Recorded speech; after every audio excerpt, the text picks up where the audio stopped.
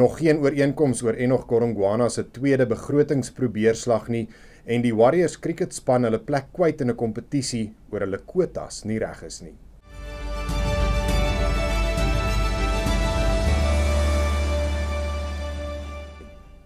Goeiedag, dit is vandag die 10de Maart. Welkom by jou Afrikaanse nuus net hier op Pretoria FM. Die presidentsie sê die gesprekke oor die begroting gaan steeds voort. Dit te midde van berigte dat daar steeds nie 'n ooreenkoms bereik is tussen die DA en die ANC oor hoe die begroting daar moet uitsien nie. Die minister van Finansies, Enoch Godongwana, moet Woensdag sy begrotingsrede lewer nadat in Februarie uitgestel is oor die DA nie die BTW-verhoging van 2 persentasiepunte wou steun nie. Volgens berigte word 'n kleiner BTW-verhoging van 0,75% nou voorgestel. Die presidentsie se woordvoerder, Vincent Magwenya, sê gesprekke sal nog tot Woensdag voortduur om goedkeuring van alle vennote van die regering van nasionale eenheid vir die begroting te kry. Inwoners van Phalaborwa moes vanoggend toe kyk hoe die Eden Square winkelsentrum in ligte laaie opgaan te midde van beweringe dat daar nie water in die brandkrane was nie. Die watertoevoer na die sentrum se brandbestrydingsstelsel is afgesluit nadat werkers wat gisteraand aan 'n kabelfout gewerk het, 'n waterpyp beskadig het.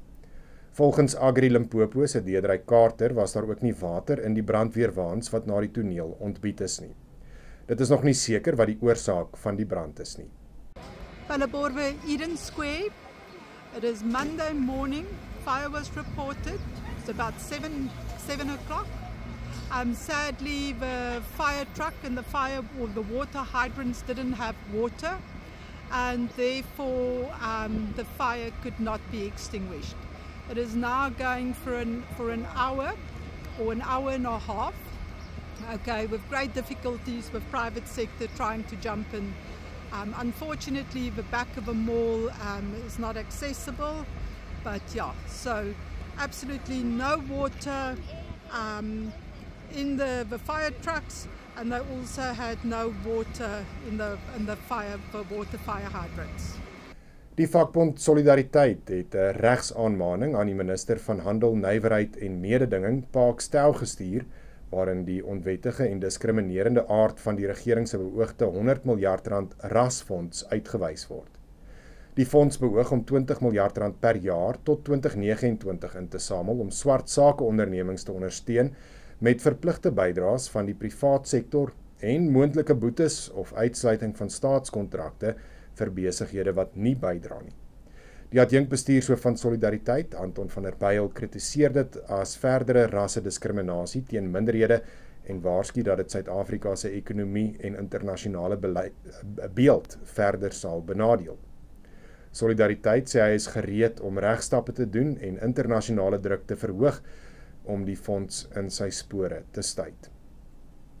En die Warriors cricketspan is hulle plek in die uitspeelfase van die eendagreeks kwyt, omdat hulle nie aan Cricket Suid-Afrika se kwota vereistes voldoen het nie. Hulle sou Woensdag te staan kom teen die Titans, maar omdat hulle net 2 swart spelers in hulle span gehad het wat verlede maand gespeel het, is hulle nou gediskwalifiseer. Cricket Suid-Afrika sê die Warriors het hulle nie oor die kwota tekort in kennis gestel nie en daarom is die span beboet.